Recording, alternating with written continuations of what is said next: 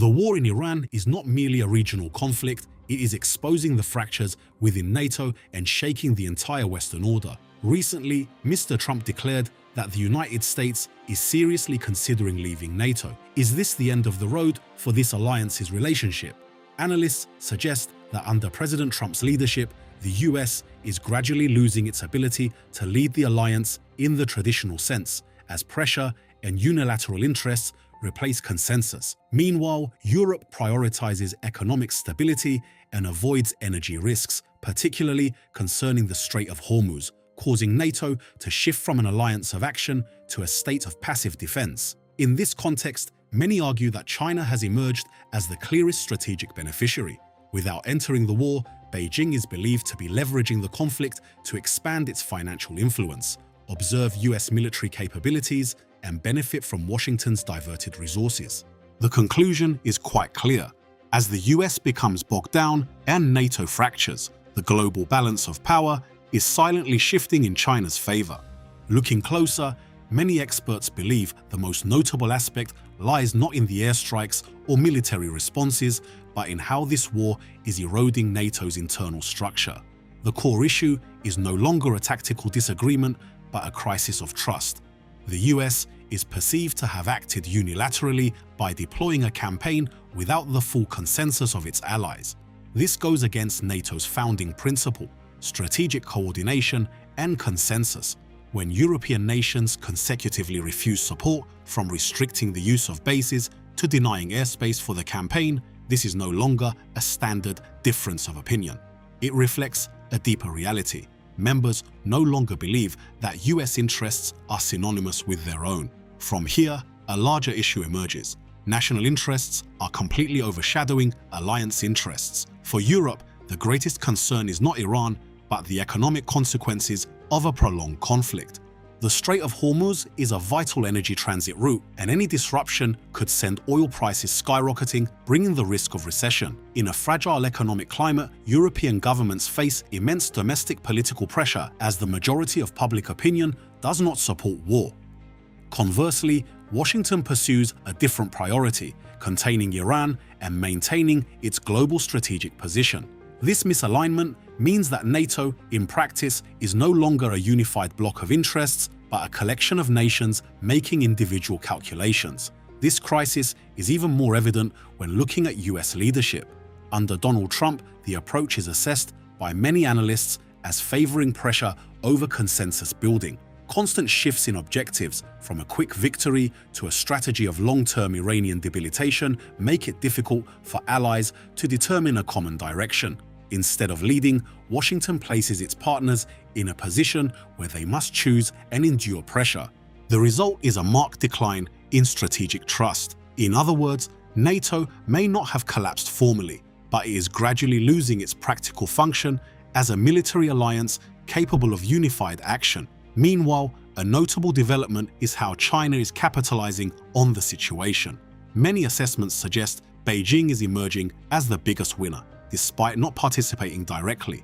First is the financial aspect. The war disrupts global energy supply chains, creating significant volatility in the oil market. In this context, China continues to expand its oil purchases from Iran and Russia using the yuan, while simultaneously promoting de-dollarization. In the long run, this is seen as a direct challenge to the petrodollar system, a crucial pillar of US financial power. It doesn't stop there. The war has inadvertently become a real-world war laboratory for China. By observing US and Israeli airstrikes, as well as how Iran operates its air defense and missile systems, Beijing has the opportunity to gather combat data without direct involvement.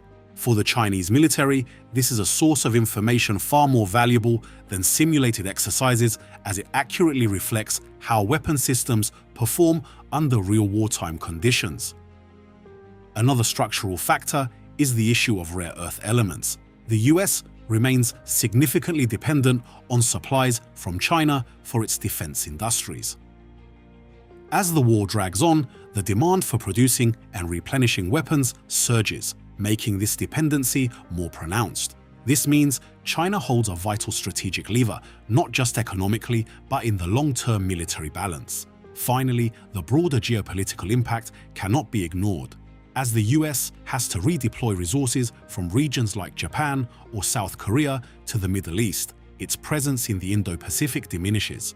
This vacuum creates conditions for China to expand its influence, both militarily and economically. For Beijing, this is a rare opportunity to consolidate its position without direct confrontation. Overall, what is unfolding reveals a striking paradox. While the US and its allies face the costs of war and internal division, China is able to utilize the conflict itself to increase its power. And it is this paradox that is causing the global balance of power to shift in ways that many might not have previously anticipated. Looking more broadly, many experts believe the most concerning aspect of this war lies not in the immediate damage, but in the way it is silently shifting the world order.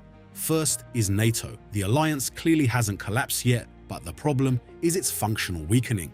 In previous crises, from the Balkans to Afghanistan, NATO could still maintain a certain level of collective action. But this time is different. When major European members are unwilling to participate, refuse military infrastructure use, and even publicly oppose the move, NATO effectively loses its ability to act as one. It is transitioning from a true military alliance into a loose political structure where joint declarations still exist, but joint actions become increasingly rare. This carries direct consequences for the role of the US. For decades, Washington was not only the strongest member, but also the coordinating center of NATO. In the current context, however, that image is being eroded. Under Donald Trump, the US is seen as being bogged down on multiple fronts at once: the Middle East, competition with China, and internal issues. As resources are stretched thin, the ability to maintain global influence declines, and accordingly. More importantly, the US no longer seems to control how its allies react. Europe no longer automatically follows. Instead, it has begun to calculate independently based on its own interests. This is a structural shift, as it shows the US leads, allies follow model is gradually losing its efficacy. Meanwhile, China is rising in a very different manner. Without loud proclamations or direct military action, Beijing's influence is increasing on multiple fronts. Financially, expanding energy transactions in yuan and promoting a trend of reducing USD dependency is step by step creating an ecosystem parallel to the US-led financial system. Militarily, as analyzed, China uses the war as a source of real-world data to evaluate the capabilities of all parties. Geopolitically, the US focus on the Middle East creates a vacuum that China can exploit, particularly in the Indo-Pacific. The noteworthy point here is China's approach. No direct confrontation, no participation in the war, yet still steadily improving its position. Many observers call this an asymmetric model of changing the order. One does not need to win the war, but rather utilizes the wars of others to increase one's own strength. This is entirely different from how traditional superpowers have acted throughout history. From all these factors, it is evident that the Iran war is not only causing military or economic damage, but is also reshaping the global balance of power in a deeper way. NATO is weakening in its capacity for action. The US faces increasingly clear limits in its leadership role, while China expands its influence with almost no direct cost from the war. More importantly, what is happening demonstrates a notable trend. Traditional alliances no longer operate under the old logic, while emerging powers know how to exploit power vacuums more effectively than ever.